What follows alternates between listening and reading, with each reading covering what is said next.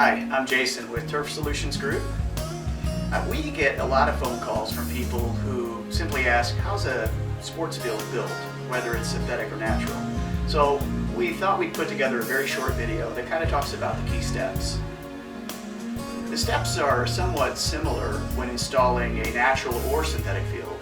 The first step is getting subgrade to the proper grade. Usually the requirement is within a tenth of a foot or just over 1 inch.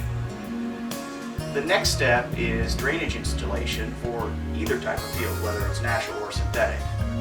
The typical is a herringbone pattern, 20-foot separation. We've seen 30-foot separation, and I'm showing here a typical herringbone pattern behind me, so you get an idea of what that looks like.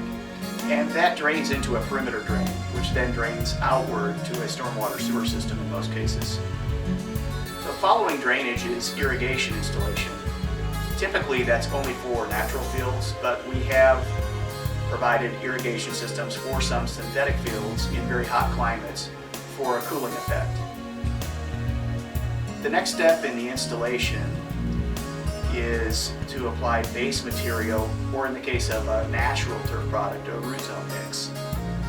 A synthetic turf requires a base that's typically about 6 inches. And that's a product that's like a 1-inch minus material, kind of like what you'd use under building parking lots or asphalt roads. Natural turf fields would have a deeper layer. 8 to 12 inches is pretty typical in our industry.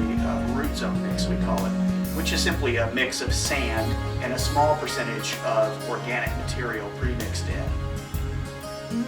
Laser grading is the next step for us, and it's real important for drainage.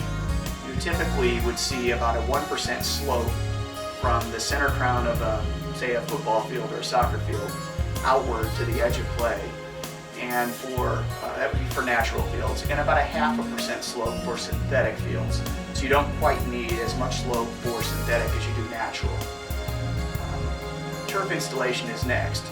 Synthetic turf typically comes in 15-foot wide rolls and are seamed together using a sewn seam, a glued seam, or even melted seams in some cases. Most installs include infill consisting of sand, crumb rubber, or a mix of both. Natural turf is either seeded or sodded. Sprigging is also a technique used for Bermuda grass products, more in the southern climates, because it's a warm season grass. And we provide turnkey installation services of any type of field, whether it's natural turf or synthetic turf. So send us your project information using our online fast quote system. And don't forget to like us on Facebook for our free turf notifications. Thanks for viewing this video.